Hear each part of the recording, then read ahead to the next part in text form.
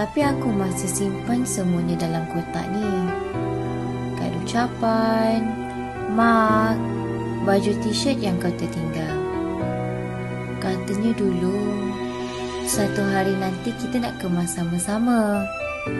Tapi akhirnya, aku kemas sorang-sorang juga.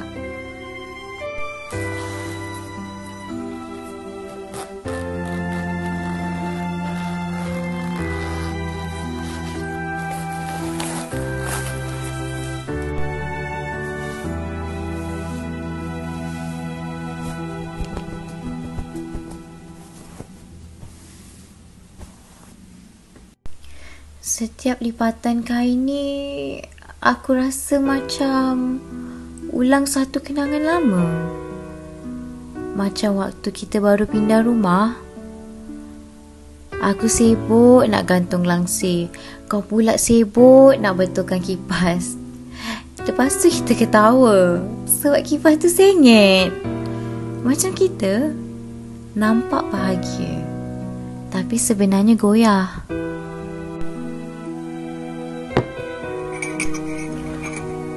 Cawan ni masih sama. Cawan yang kau akan guna setiap pagi. Kau akan minum kopi tanpa gula. Well, aku masih guna cawan ni sebab yelah, dah ada kat rumah kan.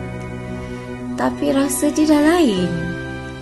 Tapi bukan sebab kopi tu yang pahit, tapi sebab sekarang tak ada siapa lagi yang sarapan dengan aku.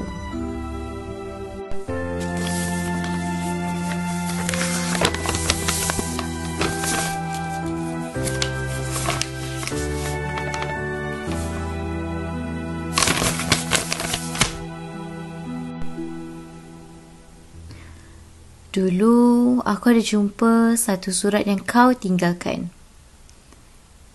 Satu ayat terakhir tu yang aku hafal sampai sekarang. Hari-hari aku ingat. Hari-hari aku terngiang. Kau kata kita dua jiwa yang saling mencintai. Tapi tak serasi. Tak serasi untuk tinggal di dunia yang sama. Jujur aku tak faham. Dan dulu aku pun sangat marah. Tapi sekarang bila aku fikirkan balik, benar juga apa yang kau cakap. Kan?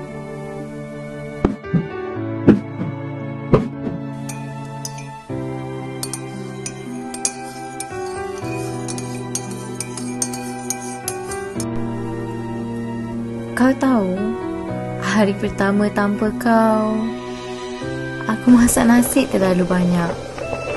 Sebab otak aku masih fikir ada dua orang yang nak makan dalam rumah ni. Dan sampai sekarang, kadang-kadang aku masih buat perkara yang sama. Seolah-olah kau akan balik bila pintu tu berbunyi. Seolah-olah kau akan duduk lagi depan aku dan akan makan sama-sama.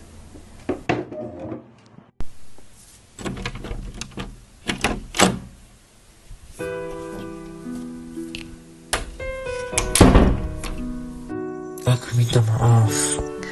Aku pun minta maaf sebab terlalu sibuk cuba betulkan semuanya. Sampai kadang aku tak perasan cinta pun boleh letih kan? Maaf atas segalanya.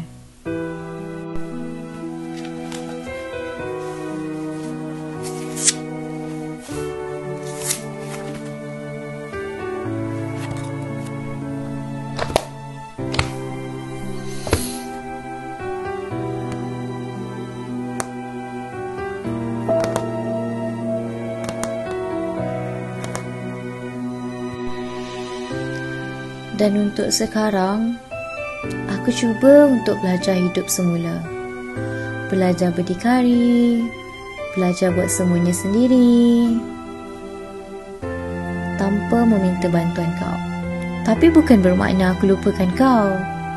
Cuma, aku nak belajar untuk tak biarkan nama kau menyakitkan lagi.